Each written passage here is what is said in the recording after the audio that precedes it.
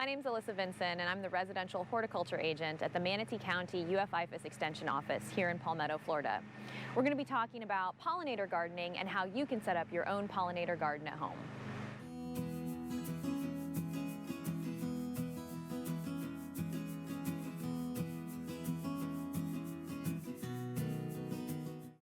There are a few steps to setting up a successful pollinator garden.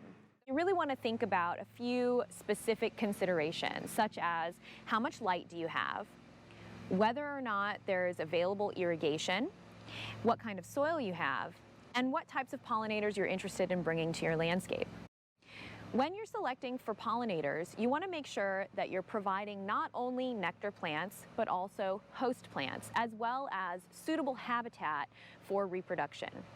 Some of the ways that you can encourage suitable habitat are by providing access to fresh water, access to bare ground for ground-dwelling bees, access to stick piles or plants that have a rough bark for some of your bees and other types of pollinators that prefer to live in those types of environments.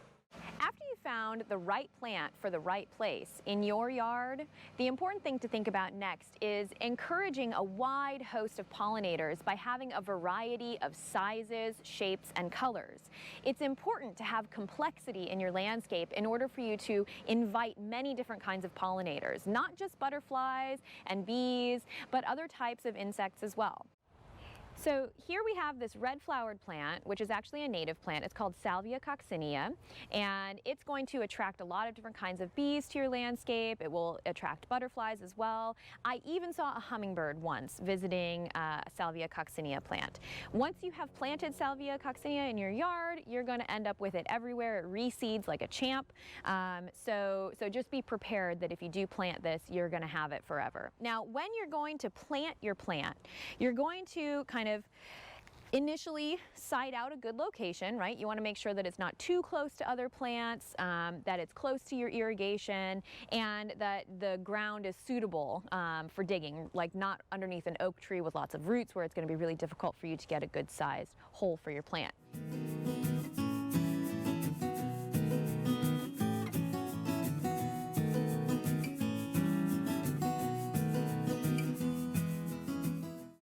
So just as we were talking about earlier, when you prepare to plant your plant, you want to make sure that you select a good location so you have enough sun for this particular plant. It's going to have access to water.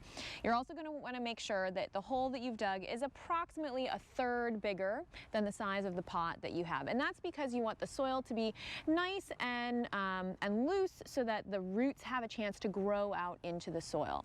And so, you know, one of the kind of things you can do is you can dig your hole. You can set your plant in there while it's still in the pot so you can kind of get an idea. Yep, that looks about right. Okay, so then what we do is we're going to pull our plant out of our pot. And you notice that we have this really kind of tight, packed in root mass here. I'm going to go ahead and I'm just going to break this right up. And you don't need to be overly gentle. The plant can take it. And when you break the roots, you actually encourage them to grow. So you'll notice you actually are going to be encouraging more root growth here by doing this rather than encouraging vegetative growth. So you break up the roots a little bit, and then you can kind of get it in there, place it how you want it, and then you're going to backfill with the soil that you pulled out of the hole. And you want to kind of run your hands around, make sure that there's no big gaps for air. Try to avoid large chunks of mulch if you have it getting in there, because that's going to create air pockets as well. And then you can kind of pull the mulch back over. You don't want mulch riding up on the stems of the plant because they're going to hold moisture too close to the bottom of the plant, and they're going to encourage something like fungus or bacteria potentially to get into the plant, or even just kind of a pest insects, right? Because mulch can act as a highway for bugs sometimes.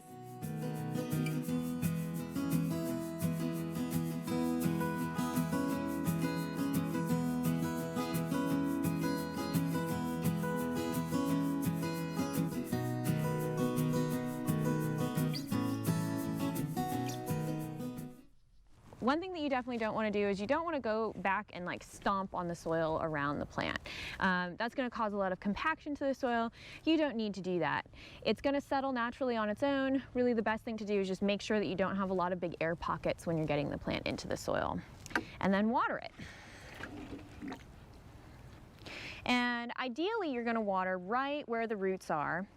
And here in Florida, because our soil is very sandy, you want to water a good bit, especially when you first plant a plant, but it's not necessary to, to water too much, because the water is going to run right past the sand, right past where the roots can use it. So you want to apply just enough water for it to get to where it needs to go, which is to the roots. And ideally, you're not going to be watering over top of the vegetation as well, if you can avoid it. Sometimes you have sprinklers and things like that, but really as water sits on the leaves of the plants, it's going to encourage potential pest problems. There are lots of resources that you can access if you're interested in getting started in pollinator gardening. Some of them are going to be in book form. We have some great books here: Florida Wildflowers, in their natural communities, Florida Wildflowers, a comprehensive guide, a gardener's guide to Florida's native plants. There are also specific books on butterfly gardening in Florida that you can access as well.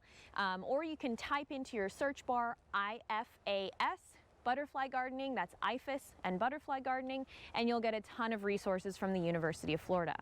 If you're local here in Manatee County, we really encourage you to come out to our extension office. We're located in Palmetto, Florida at 1303 17th Street West, right at the county fairgrounds.